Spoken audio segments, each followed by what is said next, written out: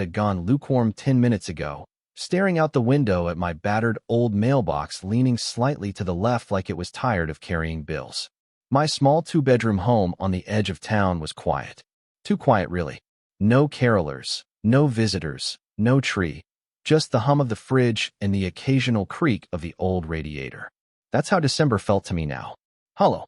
Ever since Mary passed and Nathan moved out west, Christmas had become just another reminder that time was passing and people move on. The phone rang, slicing through the silence, and for a second I thought about letting it go to voicemail. But something told me to pick it up. "Hello," I said, clearing my throat, trying to sound more awake than I was. "Hey, Dad," came the voice on the other end, and for a moment I just stood there, unsure if I'd heard right. Nathan, my son, my only child. It had been months since I'd last heard from him.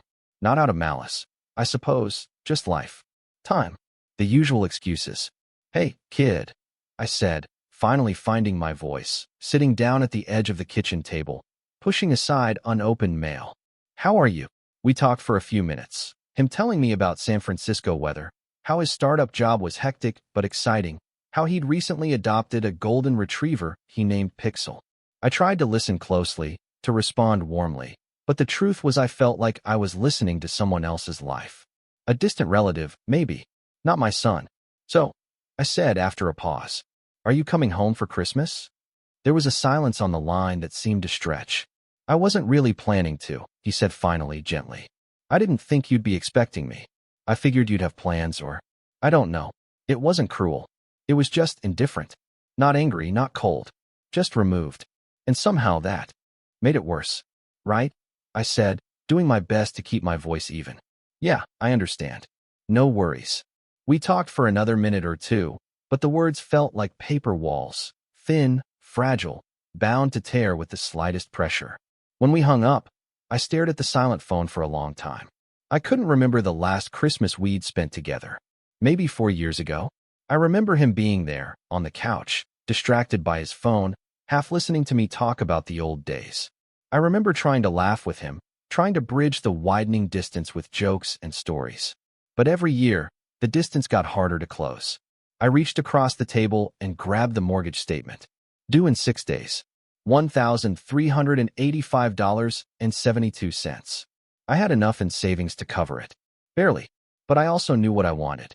Or maybe, what I needed. I stood up, walked over to my ancient laptop, and opened the browser. Flights from Chicago to San Francisco. The prices made my stomach twist, but I didn't care. I clicked purchase, maxing out the last bit of my credit card. I didn't tell Nathan I was coming. He said he wasn't expecting me. So I decided to show up. Even if it cost me everything. Even if I had to come back and eat ramen in the dark for a month. Even if the bank started calling. Some things were more important than comfort. Or pride.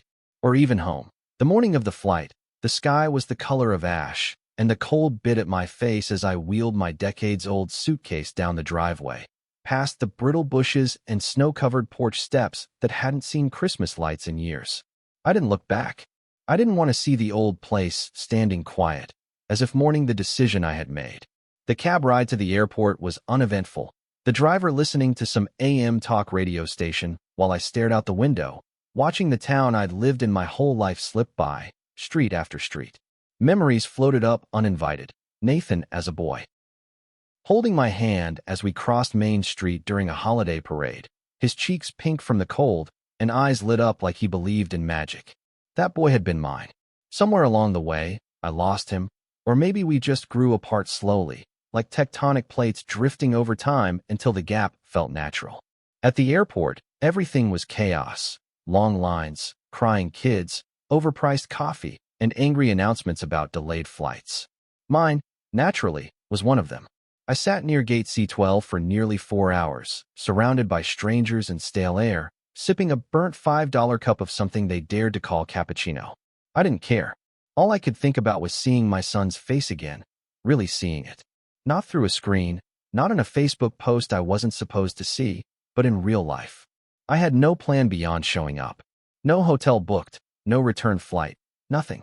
Just a desperate kind of hope that maybe, just maybe, he'd understand why I came. The flight finally boarded just before dusk. I was in the very last row, sandwiched between a coughing businessman and an elderly woman who talked to herself in a soft whisper. The air smelled of reheated chicken and nerves. I spent most of the flight with my eyes closed, not sleeping, just remembering. Nathan's first Christmas, when he was barely 2 and knocked over the tree. His giggle echoing through the living room like bells. The year I built him a wooden train set from scratch because we couldn't afford the fancy one in the store. The way he hugged me that morning, like I was the whole world. When had that stopped? When did I become someone he didn't expect to see anymore? Somewhere over Colorado, turbulence hit hard enough to shake my thoughts loose. People gasped. Someone screamed. I didn't. I sat still, gripping the armrest, thinking how strange it would be to die in the sky on the way to fix something that had been broken for years.